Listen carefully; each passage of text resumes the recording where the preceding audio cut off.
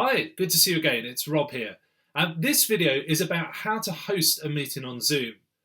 So if you're a house group leader, if you're a small group leader, if for any reason you're wanting to set up a group and you're going to host it, this video is for you. For most of us, we will just join video conferencing that's already been set up for us, so we don't need this video.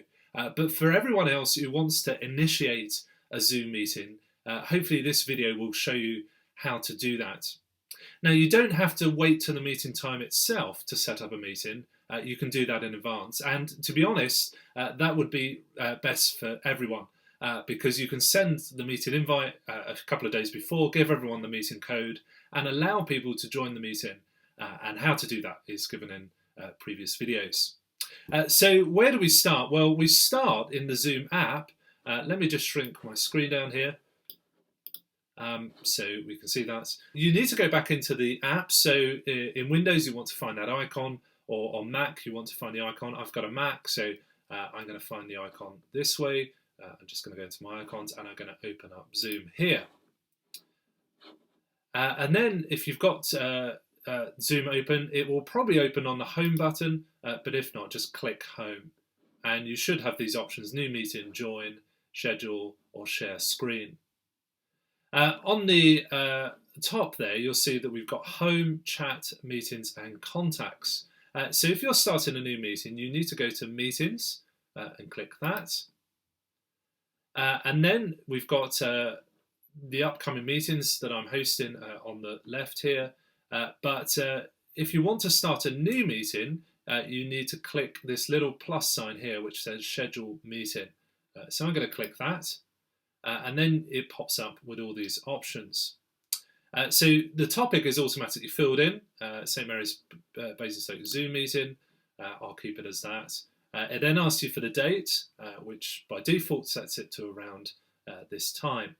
So if, say, we've got a meeting on a Wednesday, we put Wednesday, and then we change the time to whatever time we start, 8 o'clock, and then we change our anticipated finish time. If we go on longer, it doesn't matter. Meeting ID, I would leave as generate automatically. Password, require meeting password, that's just a second number that people need to put in. I would say for most of our meetings that's not needed, so just untick that. Video, for the host, you could turn on, but if you forget to do that, you can do it later. And participants video on as well. The audio, just don't worry about, leave that as telephone and computer. Calendar, when you set up the meeting, it will put it in your calendar. So if you use a calendar like Apple Calendars, tick that, or Google Calendar, you can tick that. If that doesn't make sense, don't worry about it too much. You may want to change some of the advanced options. There's something called a waiting room. That's where people, as you might imagine, wait before the meeting starts. So you can tick that.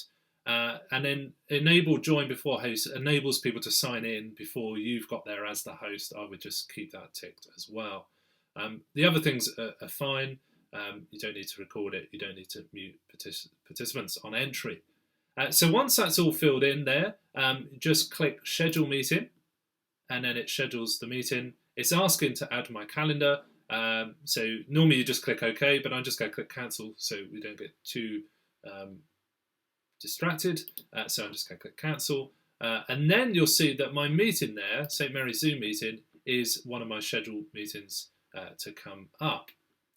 So when I've done that, I need to then let people know about the meeting. And for that, I need to click on the schedule meeting. And here on the right-hand side, you'll see I've got some options. I can either start that meeting. Now, it's not taking place till the 25th of March. So I wouldn't want to start that now because I'll be wasting a long time. I can copy invitation. We're going to come back to that. I can edit it. I can delete it, or I can join from room. Don't worry about that. But I'm going to copy the invitation. And when I click that, a little notification will say that it's been copied to the clipboard. So that information I will then want to send to my group.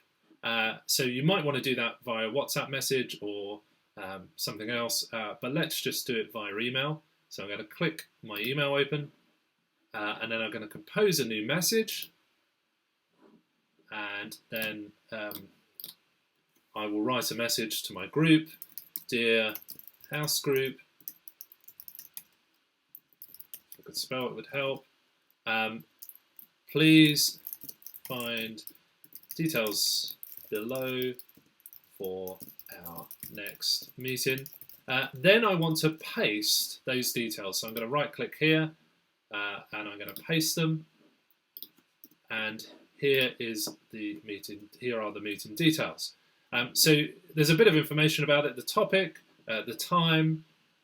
There's a link here that people can click, and if they've not installed the app, they can watch it via the web browser. But as I've said in previous videos, it's best not to do that. It's a little bit more unstable. It's best to have the app. The meeting ID is what is vital. We're going to come back to that. But I just want to say that there is the possibility of dialing in. So if you've got someone in your house group who hasn't got the internet or hasn't got the ability to set this up on their computer, perhaps haven't got a webcam or audio, that type of thing, they can actually phone in on one of these numbers. Now, they're charged at local rates, and so if you've got those calls included in your mobile package, they won't cost you anything. When you phone in, you type in this meeting ID, press hash, and you can join the meeting. Now, it's not brilliant. It's not as good as obviously seeing people, but it's probably better than nothing. So if people have really got no other option, do send them one of these numbers, or tell them one of these numbers rather, because they probably won't get the email. But let's come back to this meeting ID. This meeting ID is what enables you to join the meeting.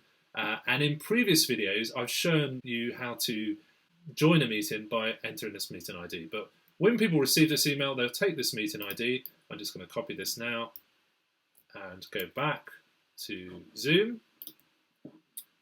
And when I want to join a meeting, remember I go back to the home page, I press join, and when it says meeting ID, I type it in there. But that's all explained in previous videos. One final thing to say is that Zoom's free account only gives you 40 minutes talk time. Now, for some of you, you might think that's enough. Others of you might want to do 40 minutes on, then take a break, and then do another 40 minutes. You can do that, you just set up 2 meetings, but people would need to come out and then dial back in. But you could also join Zoom on a paid account. So if you go into Zoom, I'm just going to find zoom.us,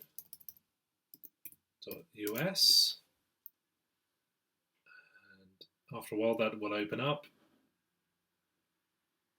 And let's just get rid of that message bar. And at the top there, you'll see solutions, plans and pricing, and contact sales. Click on plans and pricing, and you should see some of the options there. Now, it might be that it's in dollars or euros. If it is, just scroll right to the bottom, and at the bottom you'll see language English, currency. I've got British pounds, but if you need to change the currency, just click what you would like, and it takes you back to the top. Let's just get rid of this message bar here. So you'll see the free account gives up to 100 participants. You can do one-on-ones, but you'll see there that we've got this 40-minute limit for group meetings. So as I say, you can use it under the free account. You'll just need to come off and then come back on, and most of the other features work as well. But we at St Mary's have got this pro account, which allows us to have a meeting for 24 hours. So if you wanted your house group to go on for a full 24 hours, this is the program to get. But we found it very useful because obviously we're not limited by time then. And there's a few other features which we haven't explored, but that's the pro account. So if you wanted to get that, you just go buy now, and you'll be taken through to how to do that. Now, this isn't in any way a compulsion. This is just so you know the options there. For some house groups, you may want to do that. You may think, oh, I can use this for house group and I can use this for family, and you can do the pro account. But others of you, you might find that the 40-minute account works fine for your purposes. I wouldn't do the annual cost. That just tries to save you money. I would just do the monthly one because we don't know how long we're going to use it. And then you just buy that package like you would buy anything. So just press continue and follow through the menu. So that's, as I say, not a compulsion thing, but just an option there if you're finding actually we just don't like the dial off, dial on. and actually this might work a bit better. So that is about it for now. Thank you again for watching these videos. I'm just going to move me so you can see me again. That is basically how to host a meeting. Remember, for the first time, you probably want to just talk through all the people, to all the people that are there, how to mute, how to show video, how to use some of the features. One of the things we're noticing a few times is that people get a bit mixed up with the different views. So you can have one view where you just see one speaker, which can be useful with just one person speaking through the meeting. But another view, you can have lots of different people in different squares. That's called gallery view. And if you go to the top right-hand corner, you'll see you can flick between those two views. So just to alert you to that, some people might get a bit confused with how it's working, so you might want to talk that through. But anything else, please do get in contact with Tim Furlong, who would be happy to talk you through some of the technical things. But I hope it works for you. We've used it this past week, and it's been really, really useful. And I hope it is for you as well. But thank you very much for watching. Bye for now.